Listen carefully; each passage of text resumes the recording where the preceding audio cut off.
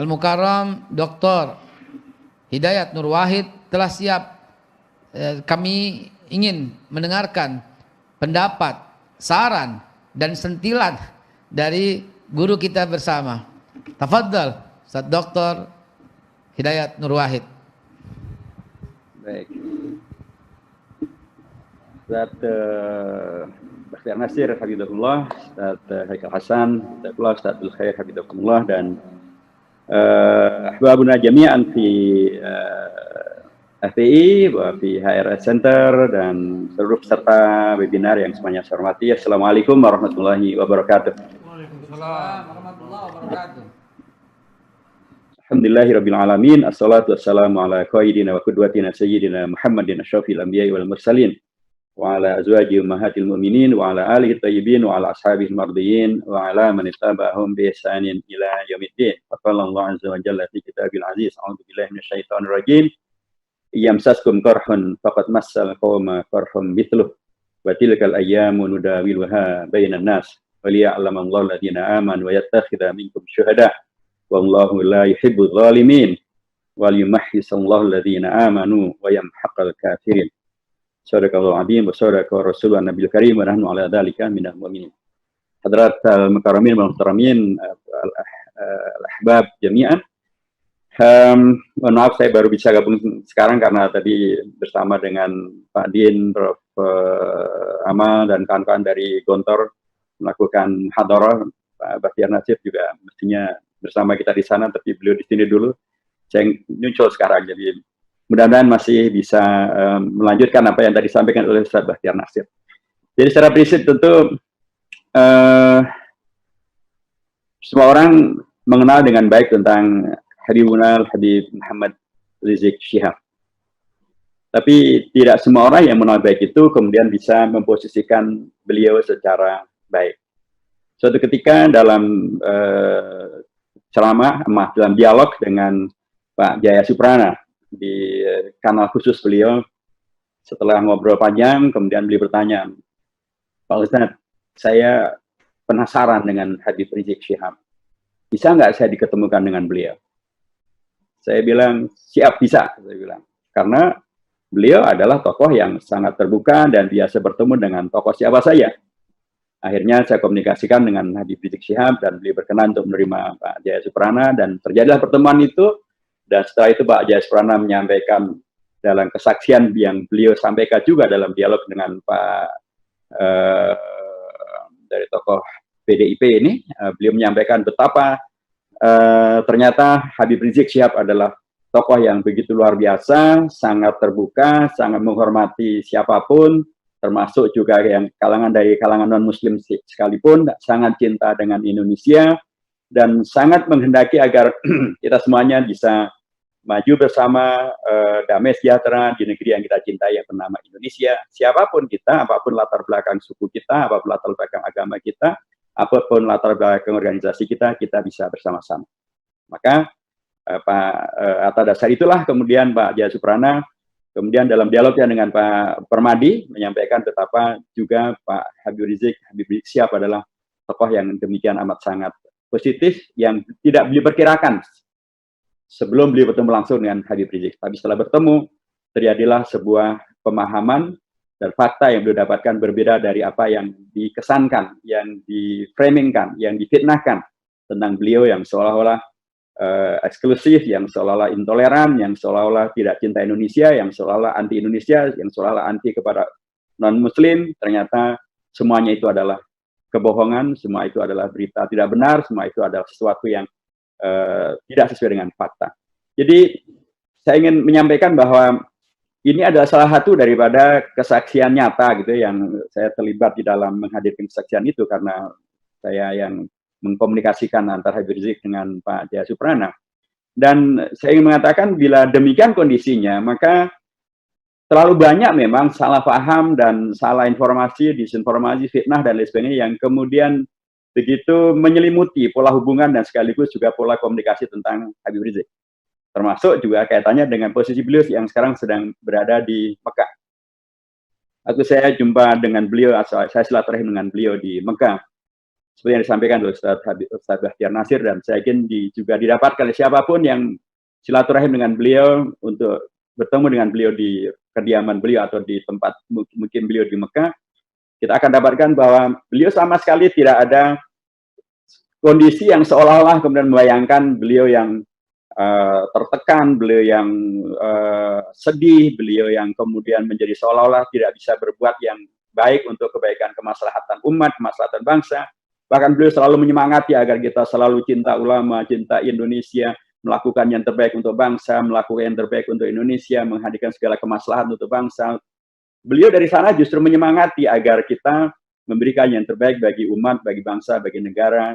Karena sekali lagi memang beliau adalah kelanjutan daripada para habaib yang dari dulu pun sudah terbiasa untuk kemudian berjuang untuk kebaikan Indonesia. Saya sering sampaikan bagaimana para habaib yang menciptakan lagu yang begitu luar biasa, himne syukur, dan kemudian lagu marsnya Hari Merdeka. Bagaimana kemudian Habib Ali Kuitang yang menyebarkan tentang Indonesia Merdeka ini ke seluruh jamaahnya. Bagaimana Habib Ali Idrus yang dari Palu yang kemudian menciptakan syair untuk menyambut Indonesia Merdeka dan menyebarkannya ke Indonesia bagian timur. Tidak mungkin karenanya para habaib yang demikian luar biasa ini kemudian melahirkan dan atau menghadirkan keturunan yang tidak cinta dengan Indonesia. Pastilah itu. Yang dilakukan Habib Rizik dari Mekah justru menyemangati kita semuanya agar dalam keislaman kita, dalam posisi kita masing-masing tetap kemudian menghadirkan cinta kita kepada Indonesia. Tapi inilah fitnah yang kemudian menyebar dan kemudian disebarkan dan tidak ada upaya untuk menyelesaikannya. Padahal sesungguhnya kalau kita kembali pada Indonesia sebagaimana yang diperjuangkan oleh Habib Rizik Syihab sendiri, Indonesia kita bukan negara hukum rimba. Dr. Abdul Khair pasti tahu itu. Indonesia kita ini sesungguhnya perangkat hukumnya sangat jelas dan bila itu dilaksanakan maka harusnya Habib Rizik tidak berada dalam posisi yang sekarang ini. Kita kalau kembali pada Undang-Undang Dasar Negara Indonesia tahun 45, itu jelas sekali bagian daripada hak asasi bangsa Indonesia adalah pasal 28E ayat 1 adalah bukan hanya untuk bertempat tinggal di kawasan negara Indonesia atau meninggalkan kawasan Indonesia, tapi juga untuk kembali ke Indonesia. Untuk kembali ke Indonesia itu adalah hak asasi warga negara Indonesia. Dan itu tidak boleh untuk kemudian dicegah tangkal. Mengapa? Karena di Undang-Undang tentang keimigrasian, Undang-Undang Nomor 1 Tahun 2009, tegas sekali di sana dinyatakan bahwa yang dicegah tangkal atau yang dilakukan penangkalan itu adalah WNA. Tapi kalau WNI, ya tidak dicegah dan tidak ditangkal. Dia diperbolehkan untuk kemudian bisa masuk ke Indonesia. Bisa juga kita lihat nanti undang-undang tentang Undang-Undang Nomor 37 tahun 99. Kewajiban daripada perwakilan Indonesia yang ada di luar negeri adalah juga untuk melindungi warga negara Indonesia yang ada di luar negeri. Jadi kalau dilihat kepada seluruh perangkat hukum yang ada di Indonesia, yang itu menjadi bagian dari yang justru Habib Rizik dari Mekah selalu mengingatkan pada siapapun yang ketemu dengan beliau untuk mencintai Indonesia, untuk berjuang untuk Indonesia, memberikan yang terbaik untuk Indonesia. Kalau itu adalah ihsan, ya harusnya Indonesia membalasnya dengan ihsan yang lain, karena hal jazaul ihsan ilal ihsan. Janganlah jaza ihsan beliau, perjuangan beliau untuk umat, untuk bangsa, untuk Indonesia. Suatu ketika dalam pertemuan dengan Pak Jokowi, waktu itu beliau bertanya tentang siapa Habib Rizik Syihab. Saya bilang Habib Rizik Syihab adalah seorang tokoh Ahlus Sunnah wal Jamaah. Beliau seperti juga NU, sholat tarawih beliau 23 rakaat, beliau kalau sholat subuh juga pakai kunut, begitu ya. Beliau juga pasti kenal tahlil, beliau pakai tahlil, beliau pakai yasinan. Tapi saya bilang beliau ini terlalu cinta dengan Indonesia. Saking cintanya beliau kepada Indonesia, beliau tidak rela kalau di Indonesia ini ada korupsi. Beliau tidak rela kalau Indonesia ini dikuasai oleh yang asing-asing. Beliau tidak rela kalau Indonesia ini dikuasai oleh prostitusi. Beliau tidak rela kalau Indonesia dikuasai judi. Beliau terlalu cinta dengan Indonesia dan karena beliau membuat front pembela Islam untuk menyelamatkan Indonesia dari segala hal yang mungkar yang sesungguhnya adalah hal-hal yang juga tidak disukai oleh para founding fathers Indonesia. Jadi demikianlah yang ingin saya tegaskan kembali bahwa harusnya ihsan beliau kepada Indonesia itu oleh pihak Indonesia disikapi juga dengan ihsan. Ya memang Kapolri Kapolri yang sekarang jadi Menteri Dalam Negeri sudah memberikan SP3 kepada Habib Rizik.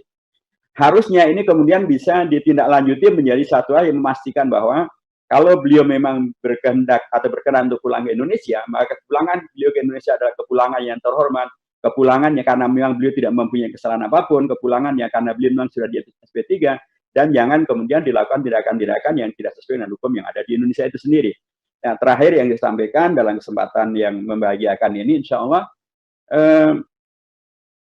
tadi ayat yang saya bacakan di depan, ayat yang ke-140 daripada surah Ali Imran, mengingatkan kembali bahwa sesungguhnya kondisi di mana kita bisa cedera, kita bisa punya masalah, itu adalah satu hal yang sunnatullah. Karena itu juga bisa terjadi dengan siapa saja. Tapi yang dipentingkan dari peristiwa ini adalah itu peristiwa yang dikaitkan dengan peristiwa Uhud. Jadi ketika dia peristiwa Uhud, kemudian Allah menurunkan dan terjadilah peristiwa yang kita tahu semuanya itu, Allah menyemangati umat Islam dengan yamsaskum qarhan faqad masal qauma qarhum itu. Karena terjadi dengan Anda di peristiwa Uhud semacam ini. Tapi faqad masal qauma qarhum itu yang semacam ini dulu ya terjadi pada orang-orang musyrikin Quraisy pada peristiwa Badar. Jadi ada Uhud tapi sebelumnya ada Badar. Bisa juga berarti kalau ayam menudawiwa benanas. Allah akan memilihkan waktu ini.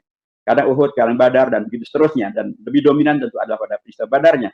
Tapi hikmahnya adalah untuk liya'lamal ladzina amanu, agar semakin terbukti iman daripada kita semuanya.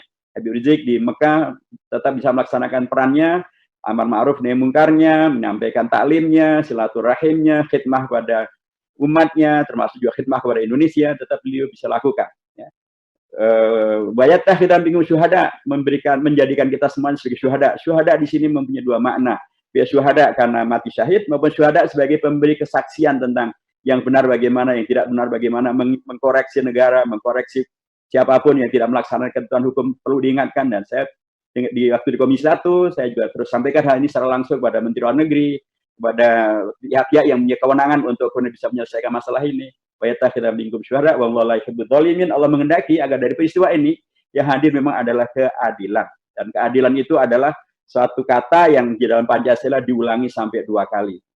Di sila yang kedua dan sila yang kelima. Artinya harusnya para penegak hukum di bangsa Indonesia ini betul-betul menjadikan keadilan menjadi hal yang amat sangat dipentingkan. Karena begitulah salah satu daripada hikmah mengapa pergiliran waktu itu dihadirkan. Ada Uhud, sebelumnya ada Badar. Setelah Uhud juga nanti akan ada peristiwa berikutnya yang paling besar tentu adalah Fathu Makkah. Saya kira demikian, kita mendoakan Habib Rizik dengan segala kebaikan, dengan segala yang terbaik, segala yang bermaslahat, segala yang kemudian membawa kepada Izzul Islam wal Muslimin dimanapun beliau berada, dan dimanapun beliau berada pastilah juga beliau pasti juga akan mendoakan untuk kebaikan kita semuanya di Indonesia dan umat Islam dimanapun kita berada. Barakallahu fikum jami'an. Assalamualaikum warahmatullahi wabarakatuh. Waalaikumsalam warahmatullahi wabarakatuh. Bapak Hidayat Nur Wahid, jazakumullah khairul jaza dengan paparannya yang jelas. Kita garis bawahi di sini bahwa saking cintanya beliau untuk melakukan hal ini semua. Kalau beliau inginkan harta, beliau sudah akan dapat harta. Kalau beliau inginkan jabatan, tentu beliau sudah mendapat jabatan. Kalau beliau inginkan kedudukan yang tinggi, beliau juga sudah dapat kedudukan yang tinggi. Tapi yang beliau inginkan dari semua itu adalah tegaknya lillahi kalimatillah. Dan itulah, dari situlah beliau berjuang dan bergerak bersama semua. Insya Allah kami mohon juga dalam kesempatan ini PKS turut mengaudiensi ya niatan kami untuk berdialog pada Komisi 3, dan insya Allah juga Ustaz Bakhtiar Nasir yang kami saksikan kesetiaannya juga akan turut berperan terus dalam kepulangan beliau. Namun sekarang sudah pukul 15, izinkan saya mengucapkan terima kasih jazakumullah yang pertama kepada Dr. Abdul Khair yang telah hadir di studio, ya, juga dengan Ustaz Bakhtiar Nasir yang telah menyempatkan dengan Zoom-nya, wabil khusus juga kepada Dr. Hidayat Nur Wahid yang selalu setia mengantarkan perjuangan rakyat Indonesia ya ke depan pintu gerbang kemerdekaan. Ya. Dan tapi kemudian ada sedikit sekali. Tadi Prof Din Samsudin menyampaikan, mohon maaf beliau tidak ngejar nyampe kemari karena beliau memimpin webinar dengan obligator. Beliau menyampaikan salamnya dan menyampaikan hormatnya dan menyampaikan dukungan beliau untuk perjuangan yang terbaik ini. Jazakumullah khair. Baik, Pak Bayret. Barusan saya telah menerima. Barakallahu fikum doktor. Barakallahu fikum doktor. Iya, jazakumullah Bapak Kiai. Aduh, Pak Bayret. Dan untuk Komisi 3, Babe Hasan, insyaallah kita ikut komunikasikan di Komisi 3. Amin. Dan Komisi 1 juga, karena juga dengan Komisi 1. Di Komisi 3 ada Habib Abu Bakar Al-Habsyi, Habib kita juga. Di Komisi 1 insyaallah bagian dari pimpinan Komisi 1 adalah kawan-kawan dari PKS. Kita siap alhamdulillah.